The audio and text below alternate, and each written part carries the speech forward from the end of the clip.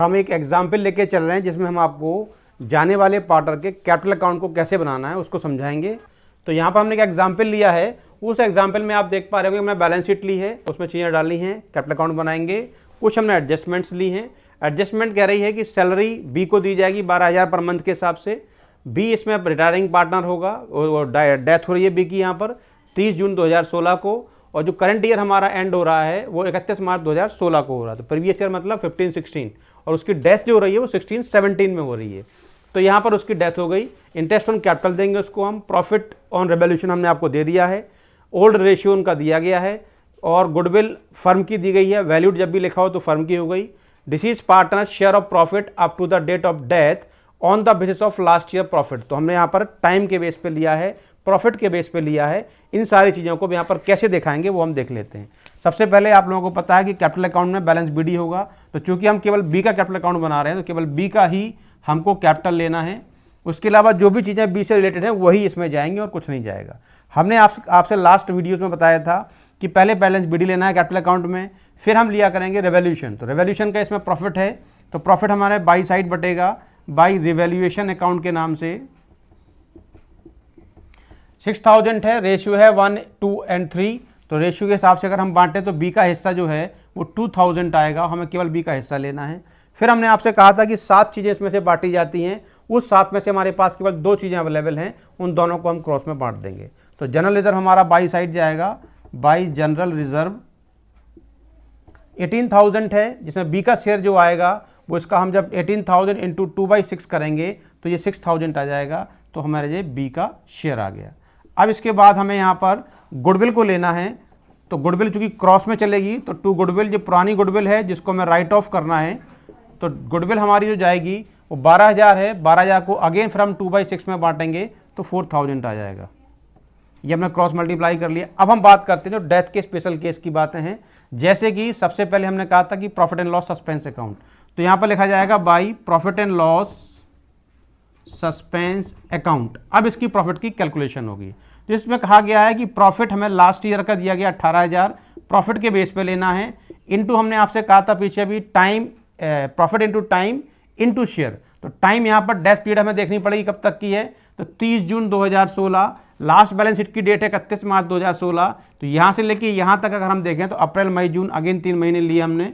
तो 3/12 into share of B, B जा रहा है 2/6 के साथ, तो इंटू 2/6। जब इसको हम सॉल्व करेंगे 3 2 जा 6, 2 2 जा कैंसिल, तो आपका 1500 का उसका प्रॉफिट आ गया। उस प्रॉफिट को हमें यहाँ पर डालना है। तो अब यदि हमने सेल्स के बेस पर निकाला हो चाहे टाइम के बेस पर निकाला हो, जो भी उसका प्रॉफिट निकल के आएगा वो इस तरीके से यहाँ डाला जाएगा। हाँ, यदि इस केस में लॉस होता तो फिर वो 2 साइड आता, लिखा यही जाता profit and loss suspense account, और लॉस को फिर हम इस तरफ डाल देते। अब बात करते हैं इसकी, हमने कहा था इंटरेस्ट ऑन कैपिटल सैलरी। तो अब यहाँ पर वही चीज़ है कि by salary account by interest on capital account.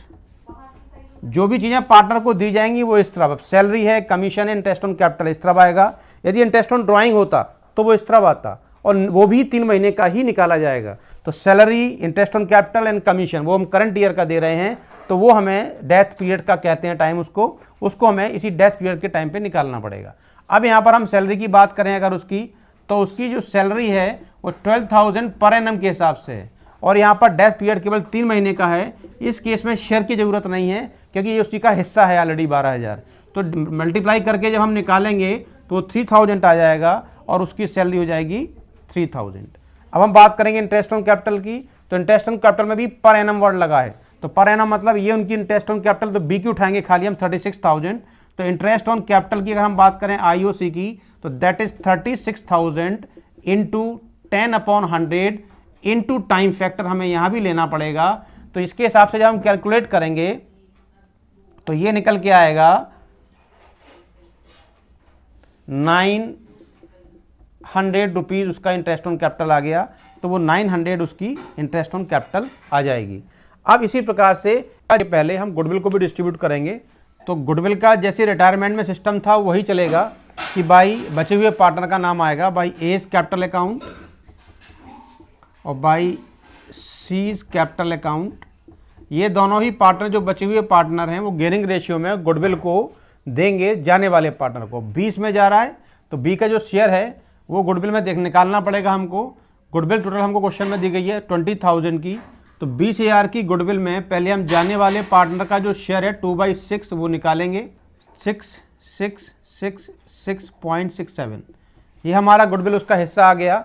अब इस हिस्से को हम डिस्ट्रीब्यूट करेंगे इनके गेनिंग रेशियो में, और इनका गेनिंग रेशियो क्या है, जो इनका जाने वाले पार्टनर का रेशियो हटा लो तो 1:3 में इसको डिस्ट्रीब्यूट कर दिया जाएगा। तो ए और सी जो गुडविल देंगे वो 6,666.67 का 1/4 और 6,666.67 का 3/4 इनको देना पड़ेगा। वो हम यहाँ पर अमाउंट डालेंगे, जो भी आएगा वो यहाँ डाल करके फिर इसका हम टोटल करेंगे।